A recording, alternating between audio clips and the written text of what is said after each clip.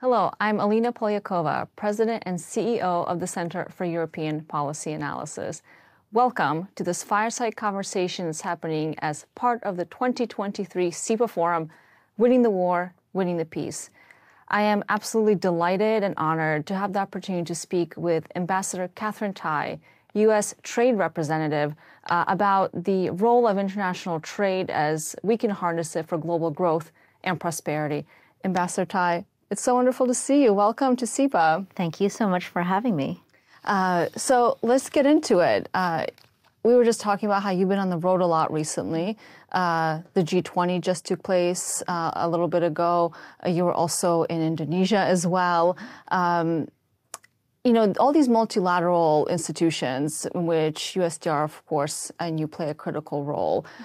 These conversations are really happening in the context of trade becoming a contentious issue again, not just with our competitors in the United States, but also often with allies.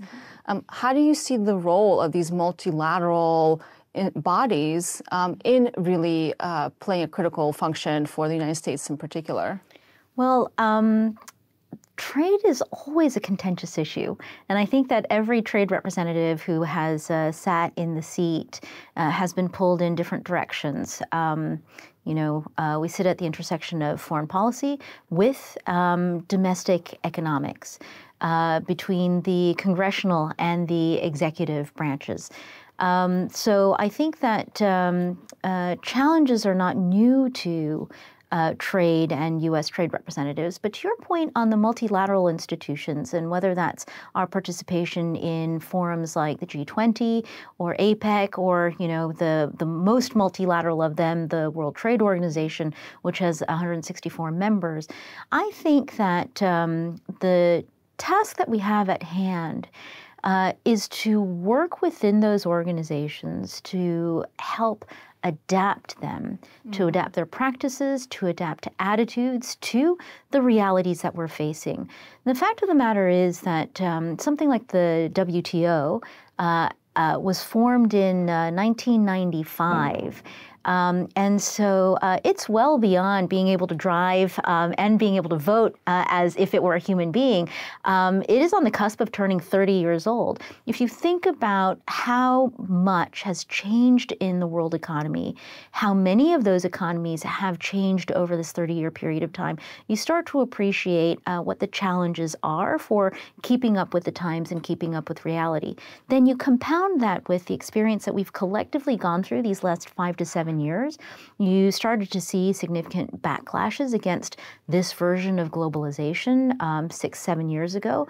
The pandemic certainly woke a lot of us up to the challenges with a supply chain world built on efficiency only that didn't take into account the need for resilience, increasingly extreme climate events that are disrupting the world, public health, and also the economy. And then, of course, something you think a lot about, Russia's invasion of Ukraine, which I think has really woken people up to the fact that this increasing levels of interconnectedness between our economies isn't enough to guarantee peace. That peace is, I think, a necessary precursor to prosperity, but prosperity itself doesn't overcome whatever it is that could cause someone like Vladimir Putin to decide to invade Ukraine and have all of us holding the pieces. So in a lot of these institutions, I think that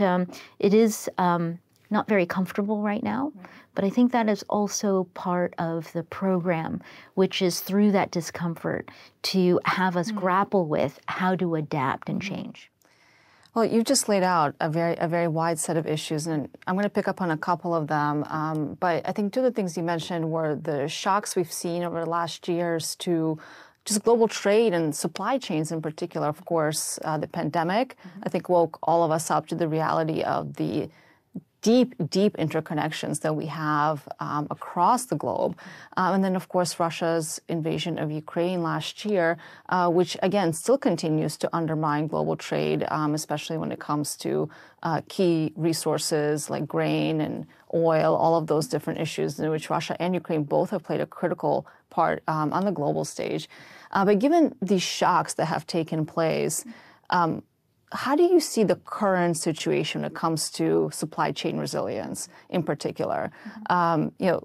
We can talk even about more shocks, right, that have taken place since 1995, since WTO, the tech revolution, digitalization of our societies, all these different issues. But do you feel like we have come out on the other side yet from the kinds of shocks that we've seen because of pandemic, because of Russia's invasion? No, I don't think we're out on the other side yet. And I just come back to something that President Biden says often, and I think about him saying it often because it is so true. We really are at an inflection point, and not just one inflection point. There's multiple inflection points. So what we do now at this point in time is going to have implications for the next decade or two, if not more. On the supply chains, and I'm glad that you have really touched on our experience with the pandemic, which I think really exposed the degree to which concentrations in where things are made and where our supplies come from really ensnarled our ability to respond. Just basic manufacturing on things like gloves and masks and PPE, if we would just think back about 3.5 years ago, we were all desperate for the same basic materials at the same time. And the place where we have relied on getting it was the first place to go into a lockdown.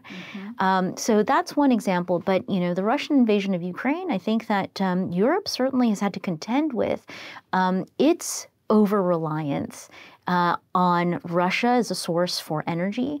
And then I think that the world is contending with having Ukraine knocked out as a reliable source of grains. So the focus, I think, is starting to really coalesce around the need for diversification, that resilience requires more cushioning, more options.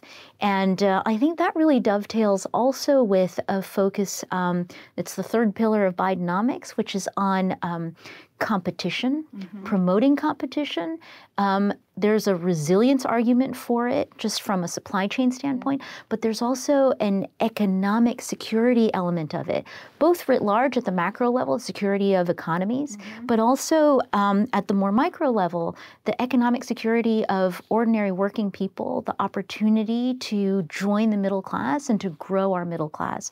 So I think that the inflection points that we find ourselves contending with also bring with them enormous opportunities to articulate an unapologetically positive vision for where we want to go. And I think certainly from the Biden administration, what you see from us is wanting to travel that path with other countries and economies. So diversification, you put that front and center, and I was writing it down as you were speaking as I think the big motto of the day after the pandemic shock in particular. But of course, we've also learned that a lot of things like critical minerals, natural resources, they're not as fungible because there's only sometimes a handful of countries that control the global market just because of deposits, right? And there's been a increasing race towards identifying new critical mineral deposits in other countries. But that's going to be a very long-term trajectory because these non-fungible resources are going to take a long time to diversify across all of our economic societies. But I think one of the key pillars of your agenda as USTR has been to work with allies in really significant ways. And I think one of the areas in which I really want to congratulate you and USTR is, of course, in the Indo-Pacific Economic Framework, which I know has been a high priority to ensure that we as the United States are engaging our allies in the Indo-Pacific, not just from a security perspective, which is of course, linked to trade and economics. So congratulations on this tremendous effort and your leadership in this economic agreement, which you just marked 1 year this last May. So a big deal there. But for our audience that may not be as familiar with what IPEF is, can you talk a little bit about what your vision, the Biden administration's vision, has been for this economic framework? Absolutely. So it has been 1 year, just at the end of May, since our leaders got together to formally launch this initiative. We had another 1 year anniversary at the beginning of September, which is September of 22 is when Secretary Raimondo and I hosted the trade ministers in Los Angeles to formally kick off the work. And so we've really been doing work at the technical level for just over a year and 2 weeks, I think. In that amount of time, we've already produced an agreement under Pillar 2, which is on supply chains, supply chain cooperation, certainly, and how to basically undiscombobulate supply chains when those bottlenecks happen. And by November, I am very hopeful that we will have more announcements to make in the other 3 pillars. There are 4 pillars overall. If you think about, and if you've been around trade negotiators and trade negotiations, the fact that we are moving at this fast of a pace is in and of itself a tremendous accomplishment. And I think that I'm glad we are covered the ground in your previous questions, because at a time of so much uncertainty and change, we're bringing a very pragmatic approach to our collaboration with our partners, which is that you've got to innovate by doing, and you've got to be producing results, because I don't think any of us can afford to say, hold on, let's take 7 years to negotiate this thing, which might feel like it makes sense today, but won't be responsive to how things continue to play out at a time of shifting inflection points. On the Indo-Pacific Economic Framework, we're trying to do something new. And so it makes it a little hard to explain, because it's not the same old thing we've been doing before, but that's really the point. So the Indo-Pacific Economic Framework, it includes trade, but it's not limited to trade. So that's one innovation. The other piece of it is we want for this to be a negotiating forum. So I want to be able to point to, here's a supply chain agreement that we've got, that we've already concluded. Here are the components of the trade pillar that we've already agreed, because they were common sense, obvious things that we should be doing together. But at the same time, we want for this to be an enduring framework, an enduring forum. And so we are borrowing from the tradition of trade negotiations, but doing things differently. We're also borrowing from the tradition of APEC. And APEC holds itself up as a laboratory of ideas, a place where you can test and incubate new initiatives, new thematic policy discussions. We also want to bring that into the Indo-Pacific Economic Framework and actually have these 2 streams of negotiating work, but also collaboration and experimentation to feed into each other in a kind of a virtuous cycle. So not something that we've done before, but I'll just highlight similar also to the spirit that we're bringing to the U.S.-EU Trade and Technology Council. There, I think we are also doing something that is largely collaborative on the confidence that at a time of inflection, that the path forward is really based on cooperation and communication.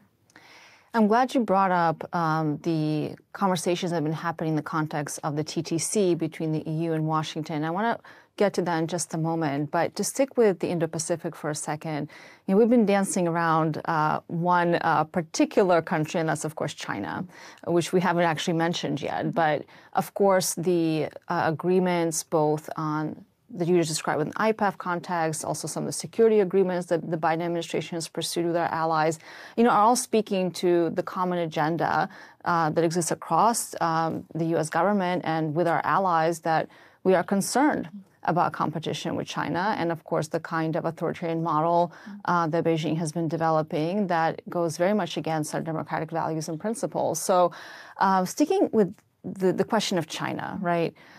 You're pursuing all of these creative and innovative ways to work with our allies in the Indo-Pacific, to work with our European allies on all kinds of trade issues as well as tech. But our relations with China are, no secret, are not good. And I know there's been a huge diplomatic effort recently to try to improve the relationship, I think to separate some questions around national security from questions around economic trade partnerships. But how do you think about the China problem? You know, as you're having all of these negotiations, establishing these new formats, how do you think about that challenge from where you sit in the Biden administration? We think about it a lot. Going back to your point on critical minerals, one tweak I would make is, you're right, we don't have control. It's sort of what the planet has in its crust in terms of the distribution of mineral deposits. But the fact of the matter is that we see China playing an extremely dominant role in the international economy in terms of production, thanks to its natural advantages of what is in its geology, but also in processing. In both cases, I'll just take the example of rare earths, which are a critical component to a lot of the technologies that have become very strategic for all of us, especially in renewable energy. Rare earths are actually not rare at all. It's a funny conundrum of its name. But we have rare earths here in the United States, and we used to produce quite a lot of it. There has been a very strategic and systematic path that China has taken to become the dominant supplier. And I think that that informs how we think about China in terms of trade, which is the competition has not been on a level playing field. That in addition to incredibly significant natural advantages that the Chinese economy has, it has also created for itself artificial advantages. And so the playing field has not been even for a very long time. So a lot of what you see us doing on supply chains and diversification and conversations even around the WTO are all about correcting for the distortions and trying to even out the playing field, playing a stronger defense. It is true that we are the two largest economies in the world. And so how we relate to each other has implications for the entire world economy and the hopes and dreams of all workers and people in the world, not just ours and not just China's. And I think that is part of the reason why, and it's really an animating aspect of the Biden administration's approach to China, which is to be very clear-eyed about it, but to bring a serious sense of responsibility to it. So, staying with China but moving to Europe, because we did talk about the EU-US Trade and Technology Council and the set of meetings that have been taking place and another one coming up, hopefully before the end of 2023. You know, in the policy world, often it feels like this is really a cooperative agreement where China's often the elephant in the room. Because, of course, a lot of the competition at the intersection of technology and trade in particular has to do with our concerns about China outpacing and outcompeting through not necessarily fair practices that we've seen a long record in China of IP theft and things like that that many private sector firms have complained about for a very long time. But on the TTC, I mean, how does this, there's so many frameworks. And we started the conversation on multilaterals and the WTO and the G20, then we went to IPEF and the Indo-Pacific, and now there's another framework. How do you see all of these fitting together as part of a bigger strategic vision, especially when it comes to technology competition? Because you talked about rare earths, which are some of these components are key for chips manufacturing. That's a huge issue. How do we think about all of these different frameworks in positioning not just the United States, but could say the West, if you want to call that, use that term, in this broader global long-term competition with China? Certainly. So I'm always very admiring of those of you in the foreign policy and national security world, where you have grand strategies. I think from where I sit, dealing with trade and the more ordinary and common elements of the economy. The strategy in my mind is actually pretty basic, which is because of these inflection points that we are contending with, we know that we need to bring a new game and a new approach, but we're not quite. So I think that there is actually a coalescing consensus that we got to do things differently. And the question is, well, what are the models that we're going to pursue now? Diversification, that seems like another area where we have agreement. Well, but how do you accomplish that? A cleaner energy future. All right, that's where we want to be. But how do you get there? How do we make this transition? And so what I see is, I don't know what the answer is, but we need to be really leaning into the process of searching for that answer and experimenting. So what you see from us at USTR right now is that we're not negotiating that traditional all-encompassing free trade agreement right now. And it's because we know we need new tools for new times. So we're doing a lot of different things. And we're going to see what works and with which partners. We're trying to really tailor our engagements to the partner and to the particular challenges and values that we share. Yeah. With respect to the EU, I just want to reflect. I think that we have known for a very long time that there should be more that we can do with each other. Historical, philosophical, cultural ties that we have with each other. And yet, when I look back at the history of these big trade initiatives that we've tried to do with each other, including just 5, 6, 7 years ago, the TTIP, right? What we see is that we're like star-crossed lovers. We just can't manage to get the deal across the finish line. And so I think that in this moment, we want to be focusing on collaboration. And this has informed the way we've approached our partnership with the EU on large civil aircraft, the big Boeing-Airbus dispute. That lasted almost 20 years long. We have called a truce and given ourselves 5 years to figure out, hey, we want there to be a healthy competition in this area. We want to be able not to cannibalize each other. We also want to be able not to be cannibalized by new entrants in the market. So how do we do this responsibly? On steel and aluminum, similarly, we called a truce for 2 years, and we're in the process of getting to the finish line by the end of this fall on how we're going to work together cooperatively to take on challenges that we're both facing. And in the TTC as well, here the thing is really about exploring how do we channel those challenges that we share, and how do we figure out in all the ways that we're different, how we can nevertheless work together constructively.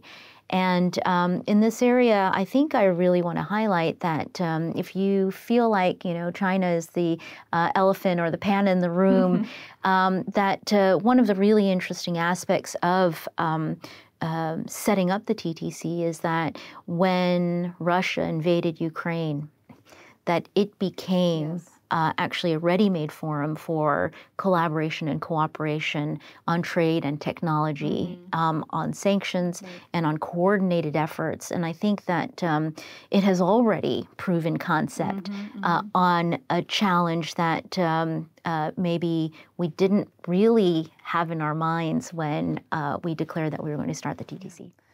Well, to wrap us up, I like to have wish lists because we'll be watching here at CEPA the 5th meeting of the TTC very, very closely, as we usually do, and we have some things on our wish list. I think for our side, one of those is, of course, as you said, that this forum really becomes a place to reach greater EU-US alignment, especially vis-a-vis our common vision for how we want to compete with China in particular, especially having a level playing field, as you mentioned. And we've been watching with some concerns. It's just the independent analyst side of the House, how the EU has also pursued some policies outside the TTC context that have been discriminatory against some U.S. companies. And, talking about setting level playing field, this is a big, big area that we also need to align on, is how do we actually work together versus to support our industry, which drives our trade and our very deep partnership with Europe, rather than being a wedge in that partnership. But I wanted to ask you what your wish list would be for the next TTC that you would like to see accomplished now that we've had a few years of this format and this framework that has already had some successes, of course. What would you like to see at the next meeting? Yes. Well, that is a great question. Most of the time in this job, you're just trying to survive. And then you look back and you think, oh, actually, we did a pretty good job there. But, if I'm going to anticipate, I think what I want to see is that we continue to grow this collaboration. And we really recognize the success of the TTC. I know, especially as trade negotiators, but, we're always very hard on ourselves and each other. We're like, well, there's more that we could do. I think the TTC is not meant to be, and we haven't used it as a negotiating forum, right?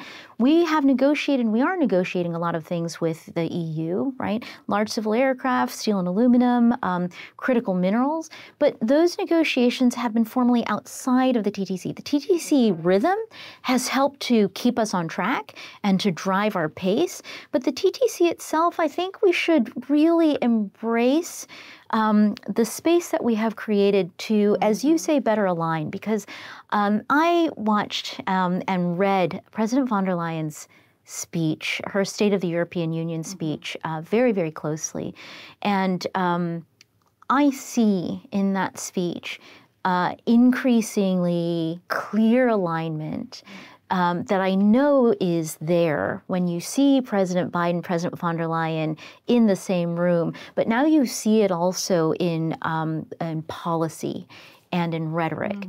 And I think that this is a moment of alignment that we really need to seize and continue to build on. So that's my hope for the TTC, that we continue to do the good work that we've been doing and take this partnership to new heights.